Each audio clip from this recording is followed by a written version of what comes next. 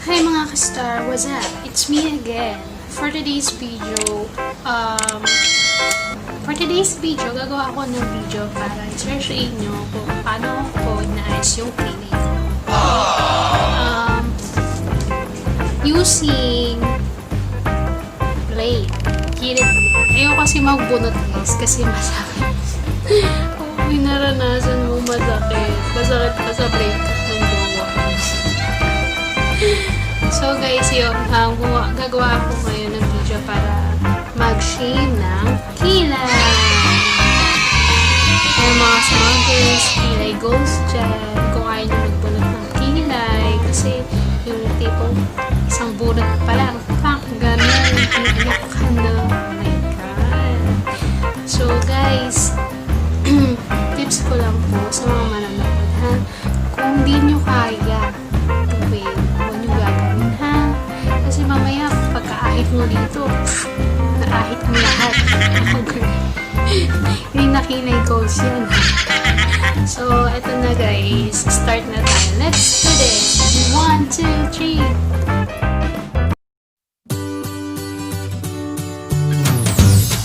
So guys, bago ko ahitin yung aking kilay, kailangan ko ng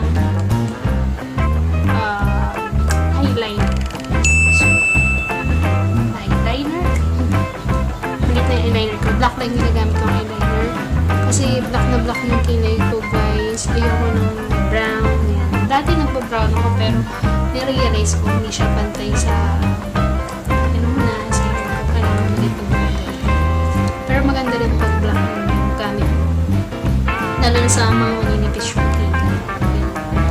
So, let's do this guys. Ang una kong gagawin, ipapattern ko muna siya guys. So, dito. Guys. So, natin to start dito. Pointed niyo guys. Up. Yan. Tapos, dito sa pinakang dulo, sa kilay. Point. And then, dito sa taas, pointed.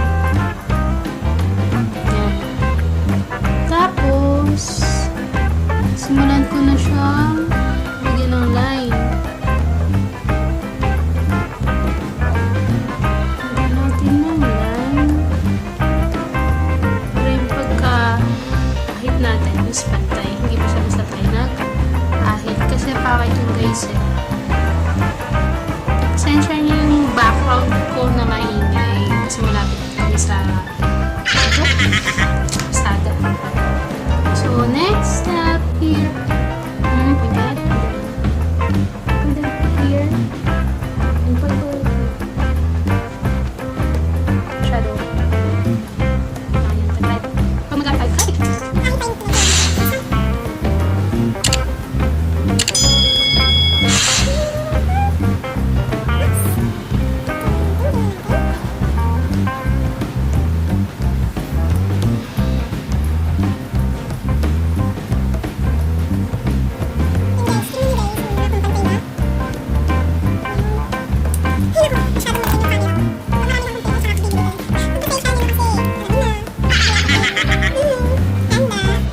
So yun guys, tapos na ako. So let's do this. Ayusin lang natin.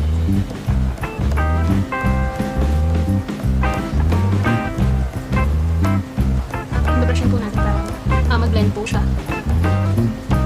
Hindi po guys, ang tagal na mga pabrush ko. Sira na nga, hindi ako makabili.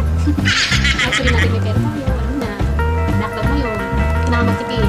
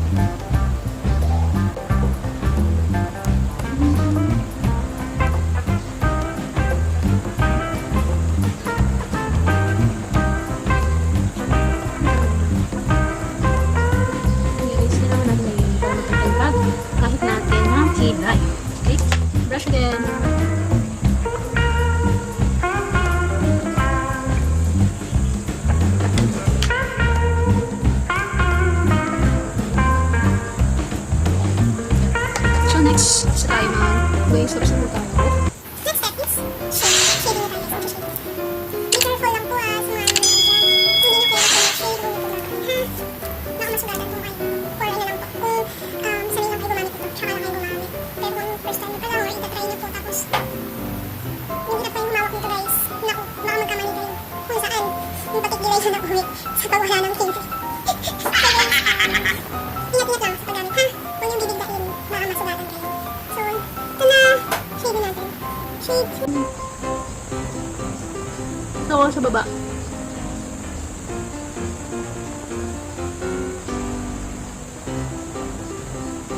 Yan guys, oh. Tignan nyo. Yan, tumama.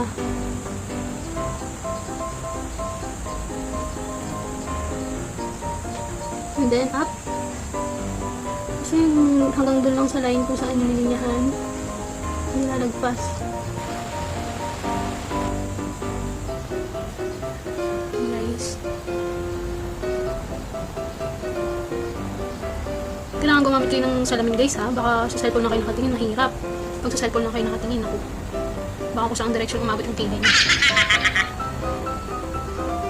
Ang pagkikilay kasi guys, yung tinatanggal ko lang yung excess dito, yung mga tumutubo dito sa may banda dito guys. Tapos di ko na binabawasan dito.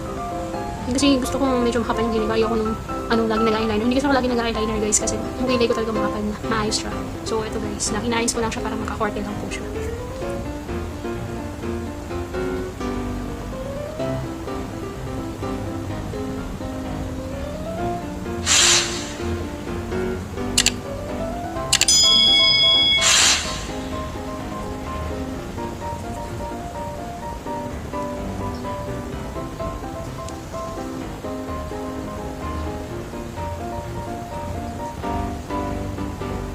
Guys, so malinis na rin siya.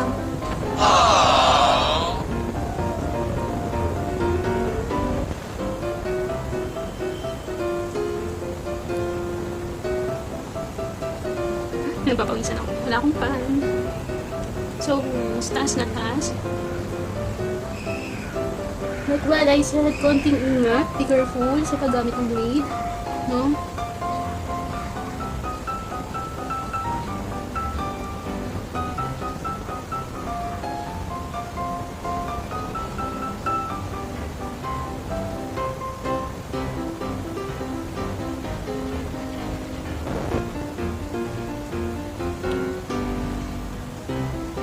Kailangan nyo talaga gumamit ng mirror. Kasi kung hindi kayo gagamit ng mirror, tapos sa camera lang kayo titingin.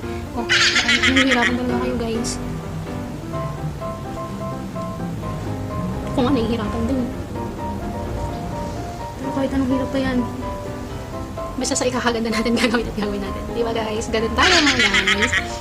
Kahit hirap na hirap ka na. Go lang. Kahit ano gagawin mo. Kahit napapagod ka na gagawin mo.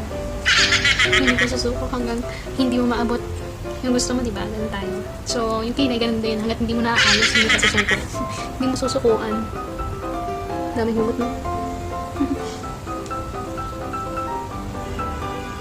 Ano ko? Ang ikinig mambas.